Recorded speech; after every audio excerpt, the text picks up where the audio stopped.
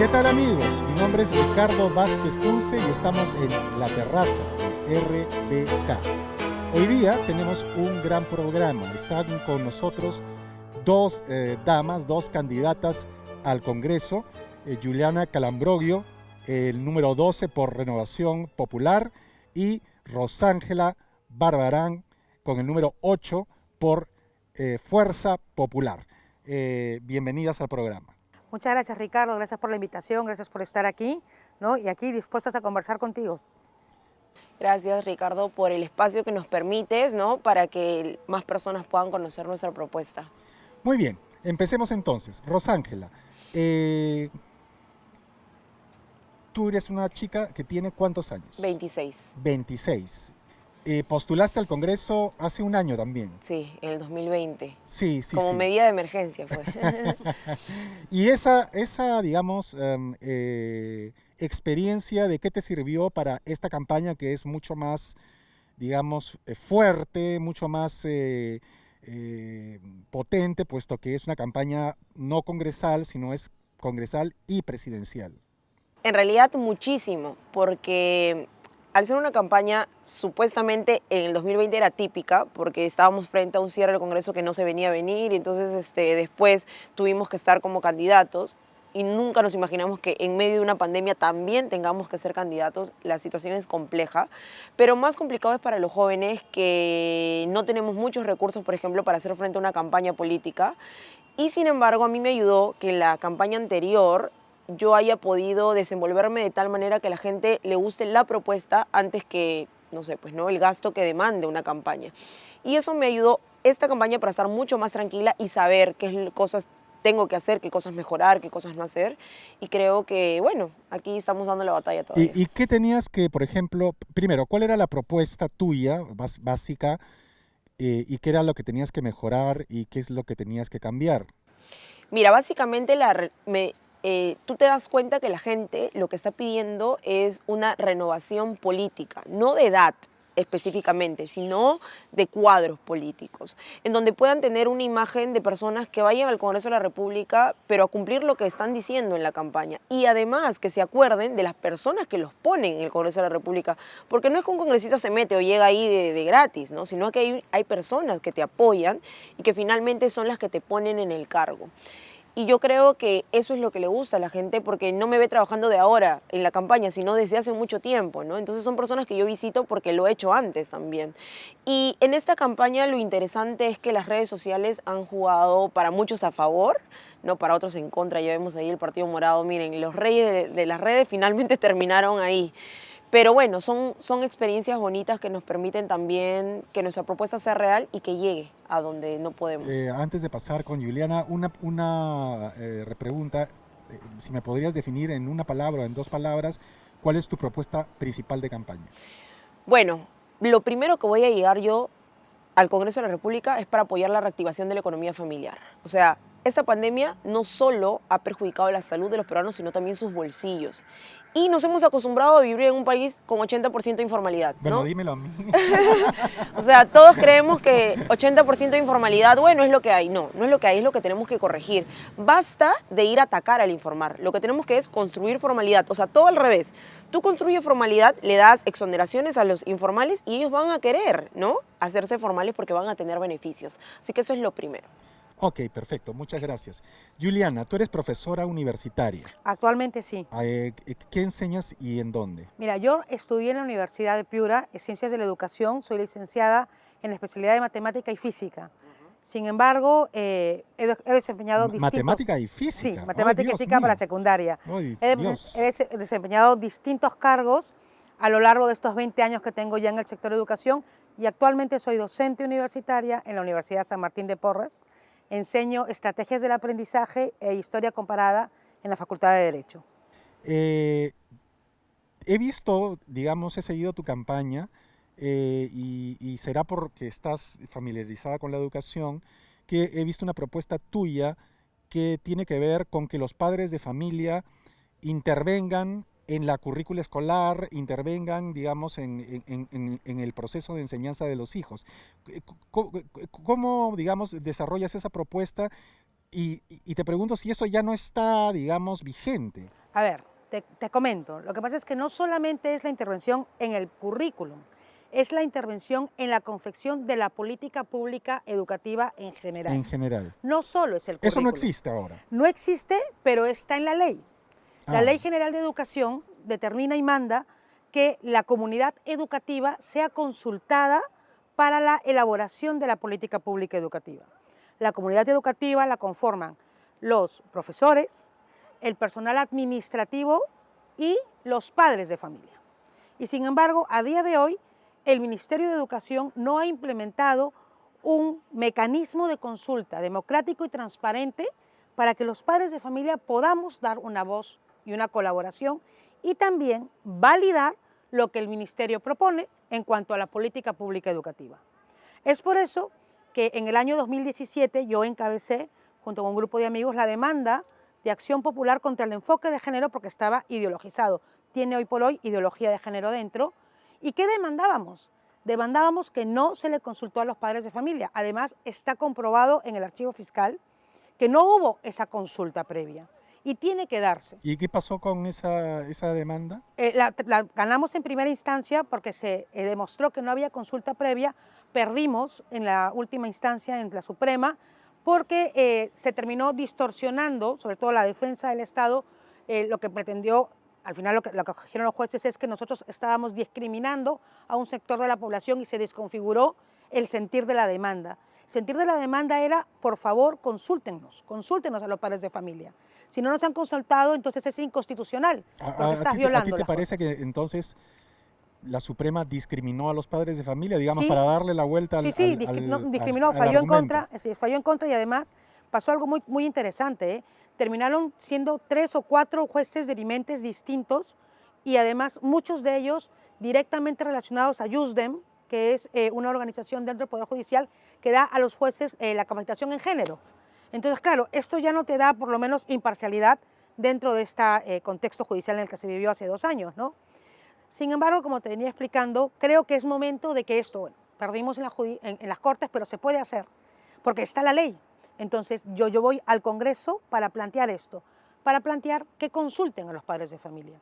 Y esto no es utópico, Ricardo, ¿no? Mucha gente dice, pero los papás no quieren, los papás no pueden, los papás no están involucrados, ¿no? Y esto parece que suena coherente, pero sin embargo, fíjate, cuando empieza el año escolar, ¿quiénes son los que pintan los colegios? Las APAFAS. ¿Quiénes son los que arreglan las carpetas? Las APAFAS. ¿Quiénes son los que se organizan para el comedor, para el kiosco, para lo que fuese? Las APAFAS, los padres de familia. Es decir, ya existe dentro del sistema educativo, ¿sí?, una base organizada que son asociaciones de padres de familia, las APAFAS, tanto en colegios públicos como en colegios privados. Es decir, sí se puede implementar un mecanismo de consulta transparente y democrático que tome esta organización de base que ya existe para poder implementar, ¿no?, y consultarles. Y lo interesante es que esta consulta no solo va a servir para la confección de la política pública central en educación, sino que cuando tú le puedes preguntar al padre de familia de Piura, al padre de familia de Puno, al padre de familia de Iquitos, al padre de familia de Ica, te vas a dar cuenta que las expectativas y necesidades educativas no solamente son una sola, sino que también regionalmente hay distintas necesidades educativas que se tienen que atender, con lo cual nos va a servir también para desarrollar esta política pública regional educativa que puede potenciar muchísimo más nuestro sistema de educación. Ok, Rosángela, para ti, ¿qué significa el enfoque de género? Es decir, hay, digamos, una idea sobre lo que es y se dice que es un enfoque para, digamos, no discriminar, ¿no? Entonces, yo te pregunto en primer lugar si tú te sientes identificada con ese enfoque y si de alguna manera te sientes identificada porque alguna vez has sido discriminada, ¿no? Entonces, esa es básicamente mi pregunta. Mira, primero yo creo que en nuestro país hablar de enfoque de género tenemos que precisar a qué nos referimos, porque aquí te meten clandestinamente otras cosas. O sea, si hablamos de igualdad de oportunidades entre hombres y mujeres, todos vamos a estar de acuerdo, si es eso. Y todos vamos a trabajar para que empujar eso. Incluso los planes de gobierno de todos los partidos creo que establecen eso, pero lamentablemente ahí entra cuando meten la ideología de género u otras cosas que no van con la esencia de lo que nosotros planteamos. Hablar de discriminación también es amplio, ¿no? Porque yo perteneciendo, por ejemplo, a una minoría, no me siento representada por las activistas afroperuanas para empezar. Entonces, la voz de ella... ¿Y por qué? Eso me interesaría, digamos, desarrollarlo. Porque ellas han tomado, ¿no?, unas ideas muy marcadas de la agenda internacional, de la agenda de izquierda, en donde toda la defensa finalmente recae en otra cosa, totalmente distinta. Por ejemplo, vamos a luchar contra el racismo y terminan yendo con pañuelos verdes que son a favor del aborto. O sea, ¿qué tiene que ver una cosa con otra? O sea, nada tiene que ver. Y lo que hace es, por ejemplo, como la señora Mayra Cuoto, ¿no?, que sale con estos disparates que lo único que causa es que la gente se burle y no tome en serio el enfoque de género. Ajá. Nuevamente, igualdad de oportunidades entre hombres y mujeres. Porque si ella tiene ese pensamiento, imagínense, ¿qué le van a enseñar a nuestros hijos? O sea, yo personalmente no permitiría de ninguna manera que esa señora vaya a brindar algún tipo de educación, porque ella lo que exige es que desde inicial se les incluya a los niños, niñas y niñes. O sea, yo siento que esto de distorsionar el lenguaje ya se está tomando por cierto grupo como, no sé, pues no sé si es una burla, simplemente para fastidiar a los padres de familia, o de repente también lo toman como marketing, ¿no? Pero es un marketing que finalmente le hace daño a la currícula del país, porque no se puede empujar. En el Congreso anterior se quedaron muchas normas en stand-by, porque cuando los congresistas hablaban igualdad de oportunidades entre hombres y mujeres, no, ellos no querían así, ellos querían que diga igualdad de género. Y por culpa de eso... ¿Por qué crees tú que quieren...? Porque eso siempre me ha intrigado, ¿no? O sea, todos creo... Juliana, tú están de acuerdo, yo y todos el equipo que está acá filmando estamos de acuerdo con la igualdad de oportunidades, ¿no es cierto? La igualdad también de mérito, ¿no es cierto? Independientemente del sexo de la persona. Pero, ¿por qué crees tú que cuando se trata de ese tema, en vez de poner igualdad de oportunidades, ellos quieren poner la palabra género? Porque hoy... Primero, sabemos que el género viene de la palabra, por ejemplo, gender, ¿no?, de Estados Unidos, que allá significa otra cosa, porque aquí finalmente tenemos sexo masculino y femenino, y bueno, el género, que ahora ya no puedes hablar de género para referirte a hombres y mujeres porque es LGTBIQ+, y más, ¿no? Entonces ellos finalmente, al hablar de género, ya no solo estamos hablando de hombres y mujeres, sino estamos incluyendo todos aquellos géneros que ellos te van diciendo, ¿no? Y ese más porque finalmente no sabemos cuándo termina eso. Y lo malo es que mientras que nosotros somos respetuosos con lo que ellos creen y discrepamos de las ideas que ellos quieren imponerte una agenda. Mira lo que está pasando en el Congreso de la República. Mientras que todos estamos aquí, mientras que en ese momento estamos en la entrevista, ellos están avanzando una norma que ellos creen que es prioridad en ese momento, ¿no? Y finalmente, algo penoso es que dentro de ese proyecto incluyan a los niños. O sea, yo no entiendo cómo un padre de familia puede permitir que un niño se vea involucrado en un proyecto que finalmente lo están peleando grupos de adultos, ¿no? Y cuando hay mujeres trans de derechas que quieren ser parte, ustedes no me entran acá porque finalmente ustedes son unas, ¿cómo le dicen?, viven en un privilegio y ustedes son excluidas. A mí también me pasó, por eso te decía con las activistas, ¿no? No, tú blanquéate, tú no eres negra, tú no perteneces, o sea, finalmente mi lucha, nuevamente les he dicho, el mérito va más allá del color de tu piel, de tu sexo, de tu género, de lo que le quieran poner, de tu religión. Y eso es lo que tenemos que pelear. Entonces, cuando yo saque adelante un proyecto para jóvenes, yo no voy a decir, a ver, los jóvenes gay por acá, los jóvenes negros por acá, los jóvenes católicos por acá, los evangelistas. Yo tengo que hacer una norma para todos, plural y que sea súper inclusiva. Pero finalmente no sé qué está pasando en nuestro país, que estamos debatiendo, creo que yo, tonterías antes que irnos a lo que realmente importa. Juliana, precisamente lo que dice Rosángela es interesante porque efectivamente en el Congreso se está debatiendo esta semana la ley trans. Una ley de identidad de género, ¿no? Identidad de género. Identidad de género. ¿Qué referencias tienes tú de esa ley y a ti qué, digamos, impresión te merece sobre todo, como dice Rosángela, que los padres de familia sean precisamente los grandes ausentes en la discusión de esa ley. Fíjate, la ley de identidad de género es una ley que tiene un talante ideologizado muy claro, ¿no? Donde efectivamente ya no se habla de sexo, sino de género, donde ya no se pone en valor el dato objetivo, biológico, sexual, sino donde se pone en valor la autopercepción y la subjetividad de las personas, ¿no? Como si eso fuese un todo, un Dios omnipotente que se tiene que implementar de manera totalitaria a la sociedad. ¿Cuál es el problema? El problema está que coarta libertades, porque tú puedes pedirle a un adulto que se vista como quiera, que viva como quiera, pero, ojo, un hombre transexual, que se cree, no sé, pues una transmujer, mujer trans, ¿no? Cuando tú le preguntas, oye, ¿eres mujer trans? ¿Qué es eso? Ah, soy un hombre que me autopercibo mujer. Entonces le pides que te repita el concepto y te va a decir, soy un hombre que me autopercibo mujer. Por ende, sigues teniendo la referencia biológico-sexual, es decir, eres masculino, eres varón, ¿no? Ese es el dato objetivo que tiene que primar en el derecho.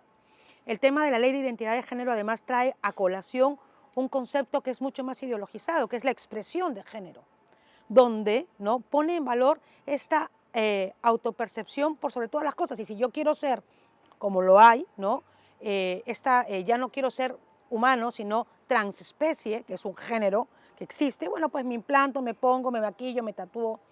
Mira, con tu plata, tu libertad, lo que quieras. El problema es que cuando lo pones en el aparato legal, implica que va a ser subvencionado por mis impuestos, por tus impuestos y por los impuestos de Rosángela. Es decir, vamos a destinar dinero del Estado para el capricho de una persona en particular, en detrimento, Ricardo, de cosas que son mucho más necesarias en el Estado hoy por hoy. Estamos discutiendo una ley trans cuando no hay vacunas, cuando no hay hospitales, cuando no hay camas UCI, cuando no hay tablets. O sea, simplemente el Congreso vive en una realidad totalmente desconectada del mundo. Y el problema respecto a los niños, ¿no? Un niño entre los 4, 5 y los 8 años define, ¿sí?, y reconoce y reafirma su identidad, ¿sí? No la crea, no la construye, la reafirma. Se sabe chica o chico porque se ve un pene o una vagina, ¿sí? Se sabe peruano porque vive aquí, celebra 28 de julio, se sabe hijo de, hermano de, reafirma su identidad. Mis hijos y cualquier niño de 6 o 7 años te dice que es Spider-Man y tú le dices, muy bien hijo, y le compras el disfraz y bravo por ti, ¿no? Y mientras va subiendo en su grado de evolución y madurativo, va dándose cuenta qué cosa es real y qué cosa es totalmente subjetiva. En función a esto... Bueno, yo les digo a mis amigos cuando era niño, me creía Napoleón Bonaparte. ¿Ya ves? ¿Ve? ¿Ya ves? Y ahora pero si seguiré creyéndome Napoleón Bonaparte, lo más Ya. probable es que estuviera en un manicomio. Por supuesto. No, y te lo digo, uno de mis hijos se presentaba y se decía a él, hola, soy Peter Parker. ¿No? O sea, se presentaba como Peter Parker. ¿Por qué? Porque creía que era Spider-Man. O sea, entonces claro, le decía, no mamá, tengo que decir que soy Peter Parker, que nadie sepa que soy Spider-Man, ¿no? Entonces, y tú le sigues el juego porque tiene 5, 4, 5, Claro. 6 años. ¿Qué pasa cuando un niño de 4, 5, 6 años le dice a su mamá, mamá, creo que soy niña? Entonces, claro, oye hijo, mira, tranquilo, ya te vas a dar cuenta y tal, pero no lo que quiere hacer esta ley, vas a ser niña, perfecto, Tus hormonas, hormonízamosle, sí. hormonízalo, mutílalo o opéralo, ¿sí? Distorsiónale su identidad en lugar de acogerlo, ayudarlo. Y yo te digo, la ausencia de los padres es brutal, porque si los padres de familia no están dispuestos a seguir este tema, el Estado interviene, ¿sí?, y aparta a los padres de familia y aún así va a seguir un tratamiento que le va a hacer mucho más daño. Lo que nos dicen los números y la data internacionalmente es que los adolescentes y puers que empiezan con hormonizaciones tempranas para lo que se reconoce o se conoce como la reasignación de sexo, terminan arrepintiéndose al cabo de 2 o 3 años, reafirmando su identidad sexual, pero con secuelas muy graves por todo el trastorno hormonal que se ha tenido al ingerir pues, las hormonas artificiales o al ser mutilados u operados, ¿no? Entonces, por eso es que no hay que jugar con los niños. Que los niños sean niños, que los niños jueguen, se desarrollen. Los adultos es otro tema. En los adultos lleva la libertad. Y que cada uno, con su dinero, haga de su vida y de su cuerpo lo que quiera. Pero con los impuestos que tienen que ir a camas UCI, a oxígeno, a vacunas, a tablets, a educación, no puede ser pues que se gasten en siliconas, ¿no? Es absurdo. Hablemos de ese último tema que es interesante porque además es el más importante en este momento, la economía. Están efectivamente, mientras que en el Congreso están discutiendo una especie de Parnaso, en fin, de un paraíso en la tierra que podría ser infierno, realmente hay un infierno en el Perú y en el mundo, pero sobre todo en el Perú, en el sentido de que no solamente no hay vacunas, sino que no hay oxígeno. Es decir, el Perú carece de las suficientes plantas de oxígeno como para que la gente no se muera en las calles, y las camas UCI están totalmente repletas. ¿Qué propone Fuerza Popular al respecto? Porque, por ejemplo, la izquierda, representada por la señora Mendoza, dice que va a través de una ley que ya existe a intervenir, ¿no es cierto? Ella dice que no va a expropiar, ¿no? Ella dice que va a tomar el control de todas las productoras de oxígeno, bueno, que es un eufemismo para decir expropiar, ¿no? No lo estoy diciendo con esas palabras. ¿Ustedes qué proponen como Fuerza Popular? Mira, primero tenemos que aclarar que si se supone que nos tuvieron encerrados en una cuarentena total, era justamente para que el Estado en ese tiempo se dé la molestia de construir plantas de oxígeno, implementar las camas UCI y no SUSI, como lo dice el señor Acuña, porque la población lo necesita. Y es, ok, yo te mantengo en tu casa mientras que yo voy a solucionar aquí el problema. Una vez que esté solucionado el problema, ustedes pueden salir a hacer su vida normal. Pero salimos y todo está igual. O sea, todo está igual. Los hospitales están colapsados, la gente se muere en la cola. Nuestros familiares tienen que ir 2 de la mañana si es que quieren poder recargar un balón. Lo peor, que ni siquiera pueden ellos comprar, por ejemplo, si necesitan el convertor de oxígeno, importarlo no pueden, porque lo tienen que hacer y tienes que tener permiso, tienes que tener receta médica. O sea, el Estado no deja hacer lo que ellos no pueden hacer. Keiko Fujimori, ¿qué ha planteado? Y de manera urgente, es la construcción de 100 plantas de oxígeno que te van a permitir distribuir gratuitamente el oxígeno. Porque no es 100 plantas construidas por el Estado. Por el Estado, para que puedan construir gratuitamente. Y esto evidentemente se va a quedar, no significa que no vaya a haber otra pandemia o de repente en el camino, siempre se va a necesitar, o sea, los hospitales lo necesitan, ¿no? Entonces, para partir por ahí. Pero por otro lado, hay algo que ella se diferencia del gobierno de este señor Vizcarra y Sagasti, en donde creen que tú tienes que esperar el virus o mantenerte en tu casa. Tú tienes que saber qué personas están infectadas y lamentablemente con las pruebas rápidas que trajeron, eso es una falsedad, no funciona. Necesitamos 70.000 pruebas moleculares diarias para que tú sepas en dónde se encuentra el virus. Ok, directamente atacas ahí, con alimentos y medicamentos. La gente hoy que está infectada tiene que salir, Ricardo, a la calle, porque tiene que comprar comida. Muchos son familias de 5 y los 5 están mal y uno tiene que salir y sigue exponiendo a más personas. Entonces tú tienes que ordenar el Estado. Y por otro lado, los hospitales ya están colapsados, pero lamentablemente hoy nadie asiste, por ejemplo, a los centros de atención primaria porque tú no encuentras ni siquiera una pastilla, porque los médicos no atienden y encima emergencia ni funciona. Entonces Keiko te está planteando, ok, hay muchas postas sí, pero la verdad es que no están funcionando. Hay que repotenciar la atención primaria para que si tú te duele mucho el estómago y necesitas ir, no vayas a un hospital, sino vayas al centro médico más cercano. Y lo que tú vas a hacer es que vas a empezar a descongestionar el sistema. Es lo que tenemos que hacer y yo siento de que, no sé si el señor Sagasti sale de su casa para que se dé cuenta o al menos que camine por afuera de un hospital. O sea, no lo estamos contando nosotros aquí en esta entrevista, es lo que la gente vive. O sea, mis vecinos tuvieron que vender varias cosas, por ejemplo, para poder comprarse sus balones y además recargarlos. Su padre se fue, o sea, se fue su padre porque lamentablemente llegó muy tarde la ayuda. ¿Y quién le repara eso? O sea, ¿quién le devuelve a su padre? Hoy día vi un reportaje en donde un abuelito de 104 años está esperando su vacuna. Sus 2 hijas lo han inscrito diferentes, cada una lo inscribió a su papá para ver si de alguna manera podían acceder. Hasta el día de hoy el señor no puede salir de su casa porque no tiene la vacuna. Entonces, mientras que no hay vacunas, el señor Sagasti insiste en que el privado no puede entrar a darle la vacuna a la gente de manera gratuita. O sea, ¿qué está pasando? Yo creo que hay una tarea ideológica muy grande en el que el Estado no asume su ineficiencia. Son ineficientes, pues. Los funcionarios públicos no funcionan. Tenemos que agarrar la ayuda de los gobiernos regionales, de los gobiernos locales y además también de los privados. O sea, de que hay privados mercantilistas y que se la pasan de vivo, sí, pero no son todos. Entonces, con los buenos hay que trabajar y eso es lo que estamos planteando como Fuerza Popular. Ok, gracias. ¿Qué dice el señor López Aliaga al respecto? Ricardo, yo aquí primero quiero hacer un minuto de agradecimiento o una pequeña mención de agradecimiento a quién, a los privados y a las iglesias que han mantenido el programa de Respira Perú, ¿no?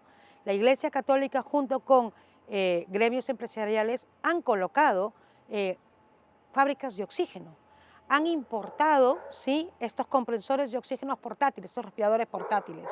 Esto lo ha estado haciendo de manera desinteresada y articulada el proyecto Respira Perú, ¿no?, con la empresa privada y la Iglesia Católica. ¿Por qué es importante decirlo?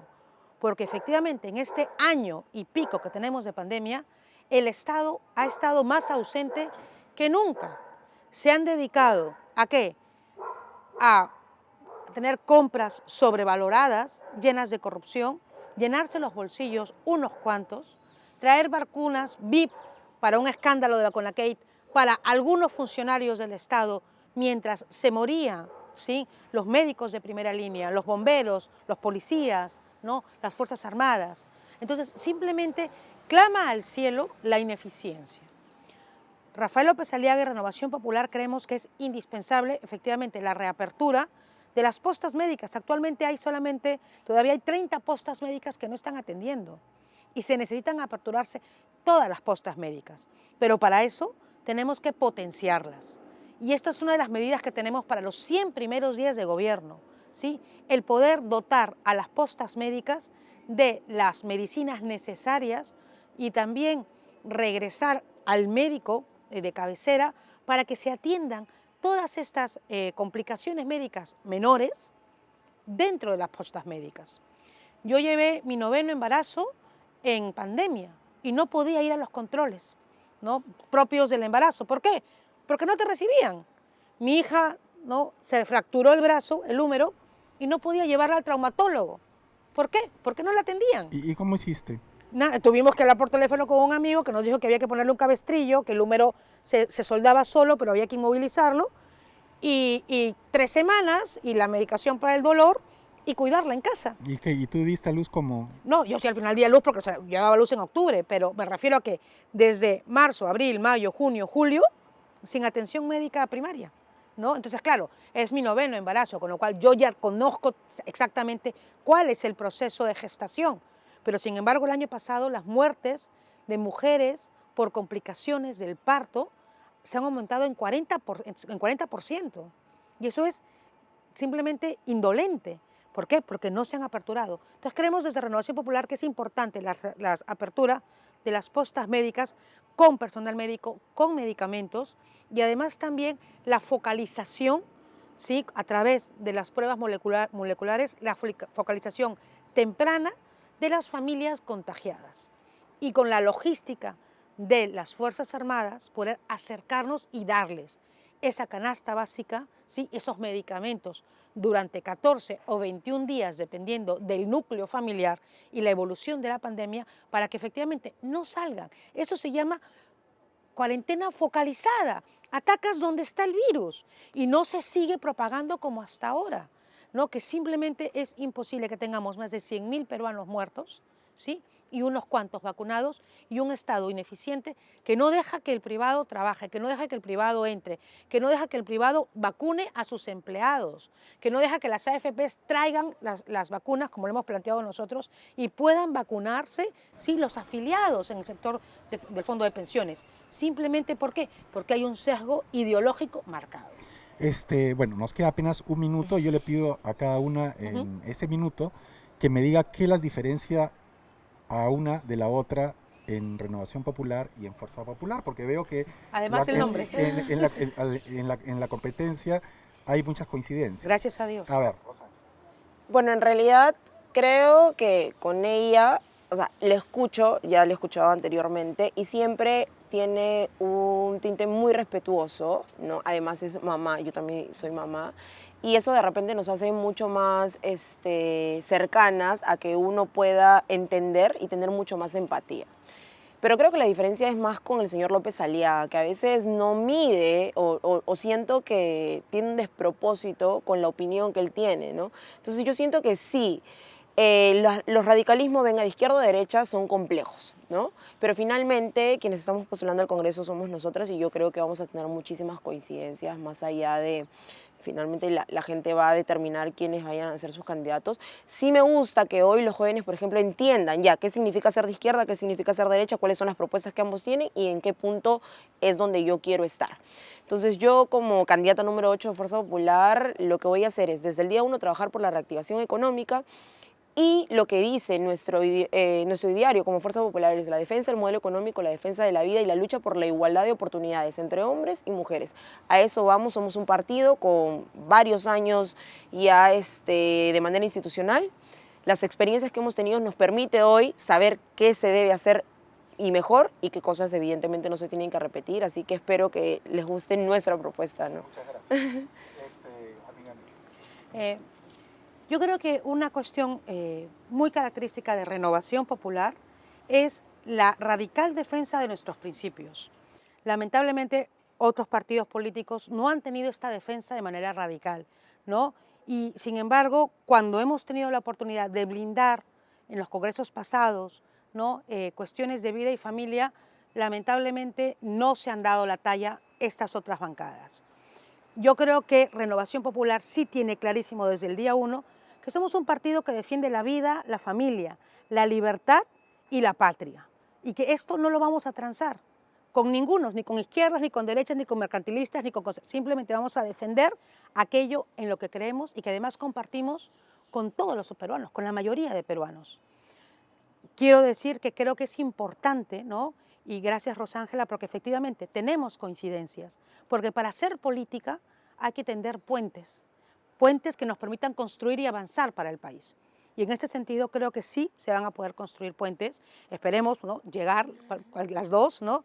Yo, Juliana Calambroyo, quiero decir que soy candidata a Renovación Popular con el número 12, como los meses del año, ¿no? Como los apóstoles de Jesús, hay que marcar el 12. Soy defensora de la vida y de la familia desde hace muchos años. Fui yo quien peché al ministro de Educación en el Congreso de la República en el año 2018 por la introducción de la ideología de género en los textos escolares. Y creo que este es el momento, ¿sí?, de erradicar la ideología de género de todo el sistema y de toda la educación y de garantizar una educación de calidad, con tablets y con conexión para nuestros niños. Además, vamos a trabajar por el microempresario, para garantizarles un crédito barato, 100% garantizado con el Estado, y además generar esta central de compras, que es uno de los grandes proyectos de Rafael López Aliaga. ¿Para qué? Para que podamos tener y darles a estos microproductores la posibilidad de un precio justo y luego venderlo hacia el Estado. Creemos que es importante, Ricardo, que en el Lima se reactive Gamarra, Las Malvinas, ¿sí?, Villa El Salvador, que son centros de microempresarios que han sido muy golpeados. Bueno, Juliana Calambroyo, Rosángela Barbarán, con el número 12, Juliana, con el número 8, Rosángela. Les agradezco mucho haber estado en la terraza de RBK. Les deseo la mejor de las suertes porque veo que son unas mujeres emprendedoras y que realmente tienen las cosas muy claras, qué es lo que hace falta en el Perú y en el Congreso. Muchas gracias a los dos por haber estado acá. Y amigos, conmigo será hasta una siguiente emisión de la terraza de RBK. No se olvide de sintonizarnos y de marcar la campanita.